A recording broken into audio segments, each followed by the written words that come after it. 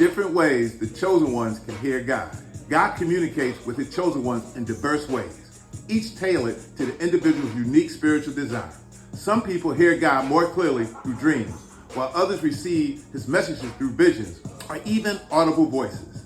Every one of us has within us what we can call a spiritual receptor, the unique way we perceive and understand God's communication. This spiritual receptor determines how each person is able to hear God.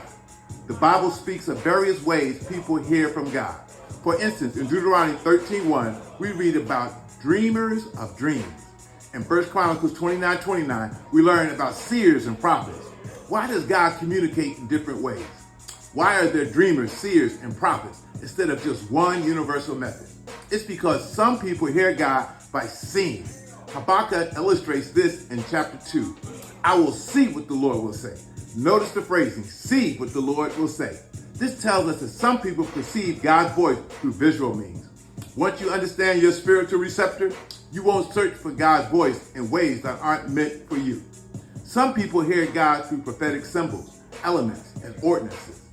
Take, for example, the Magi, who followed the star to find the newborn king, who told them that the king had been born.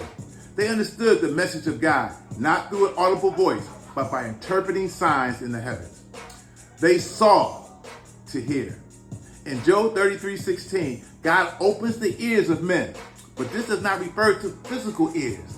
God deposits understanding directly into your spirit. The key is learning how God speaks to you specifically. Throughout Scripture, we see that God communicates in many ways. In Genesis, God spoke audibly to Abraham, then in dreams, and later through angels. Sometimes he sent men. Sometimes he used dreams. Other times it was his voice.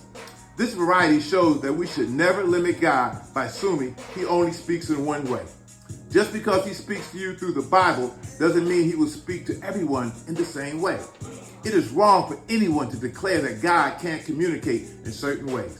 Who are we to tell God what he can or cannot do? If he spoke through a donkey, Numbers 22:28, he can certainly speak however he chooses. Thinking otherwise is a sign of pride. God can make even the stones cry out if he wills it. Luke 19:40. Demonstrating his infinite power. As believers, we must always be ready to hear God in whatever way he chooses to speak. There are many ways to hear him, but dreams are one of the most important forms of revelation. Nothing surpasses dreams as a method of divine communication. How do we know this? Numbers 12:6 says, if there is a prophet among you, I, the Lord, will make myself known to him in a vision, and I will speak to him in a dream. Dreams, therefore, are one of God's primary means of speaking to his people. So sharpening your ability to hear God through dreams is essential. Understand that dreams carry profound spiritual significance, and God uses them to reveal his will and communicate vital messages to his chosen ones. Need help? For support or to access our blueprint for rebuilding your life and city, visit inforebuildthecity.com and let's rebuild the city. Agape always. Ashe.